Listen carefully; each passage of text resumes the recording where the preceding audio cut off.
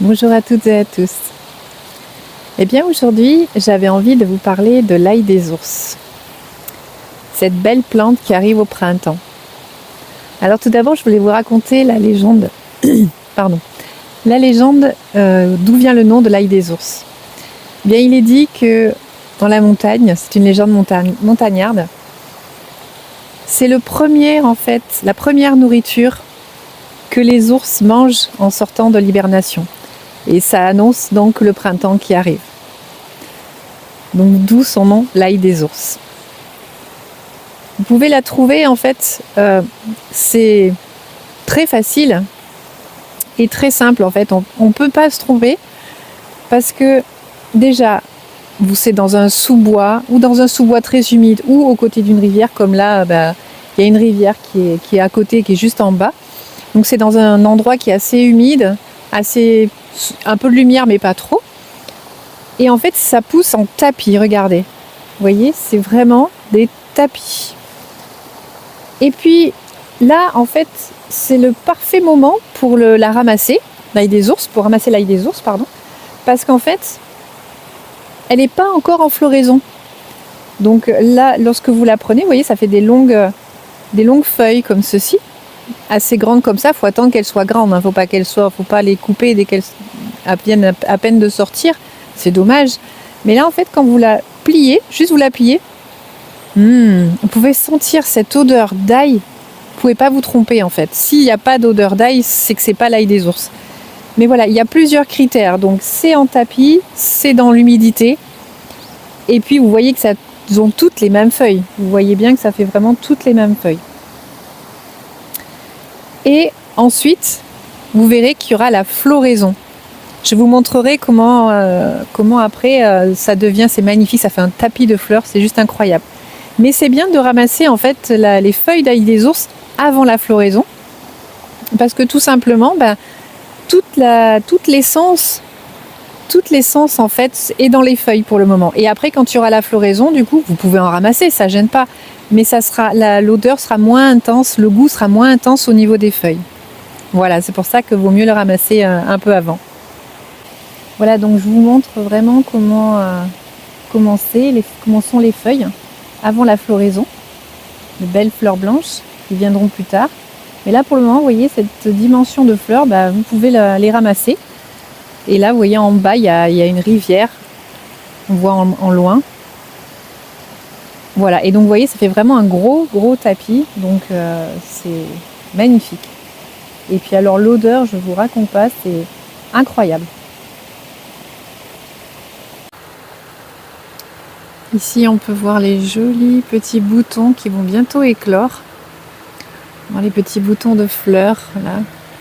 Voilà, ça a donné les feuilles, et après, donc il y a les boutons. Et après, ça va vraiment être un joli tapis de fleurs. Ça va être magnifique. Et là, on peut voir qu'elle est en train d'éclore, la fleur, là. Elle va être toute blanche, ça va être magnifique. Avec des feuilles qui sont immenses. Alors, je vous conseille de laisser, en fait, la fleur, parce qu'elle peut se consommer, la fleur, mais... Franchement, il vaut mieux la laisser et consommer les feuilles.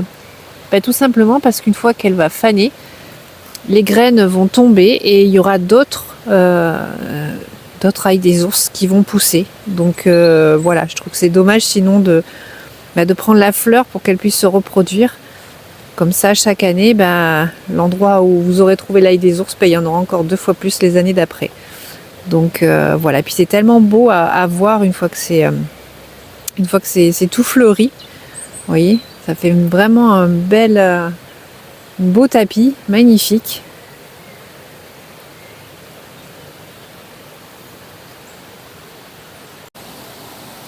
Alors au niveau culinaire, ce que vous pouvez faire avec l'ail des ours, vous pouvez faire le pesto d'ail des ours.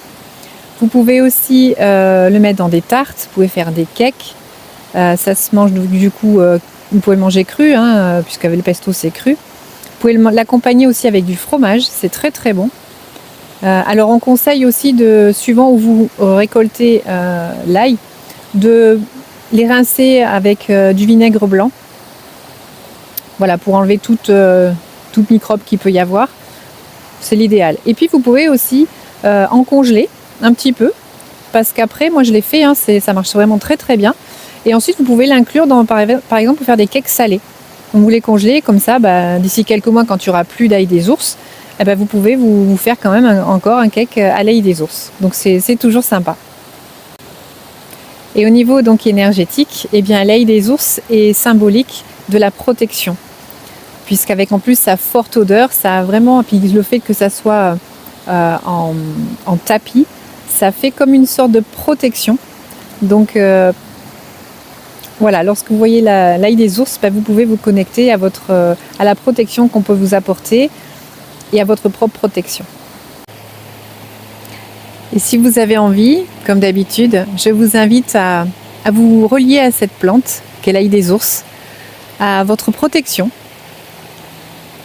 à la protection que tous les êtres de lumière, tous les anges, les archanges peuvent vous apporter.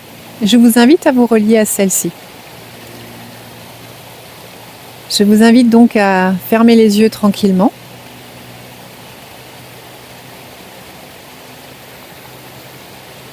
Et à visualiser cette plante. Vous pouvez sentir son odeur très forte de l'ail, mais en même temps très doux et très subtil.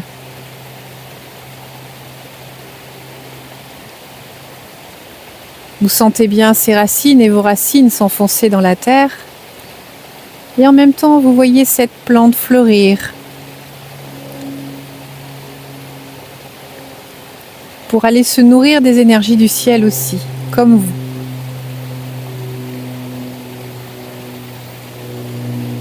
Laissez aller cette fluidité entre le ciel et la terre et continuez à visualiser et à ressentir cette plante qu'est l'ail des ours.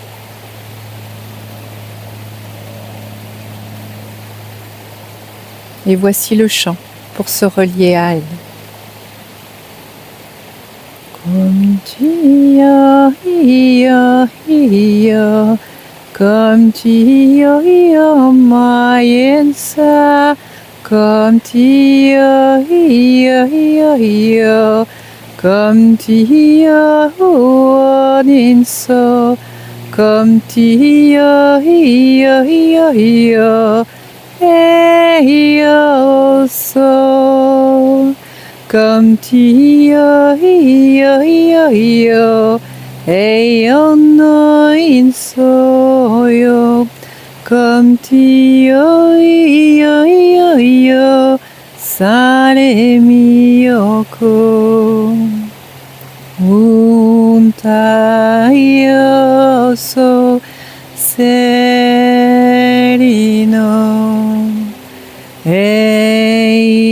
Enoiko umeloiko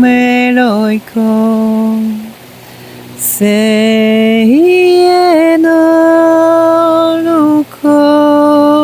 suo emienso ioloko sumeyoninko.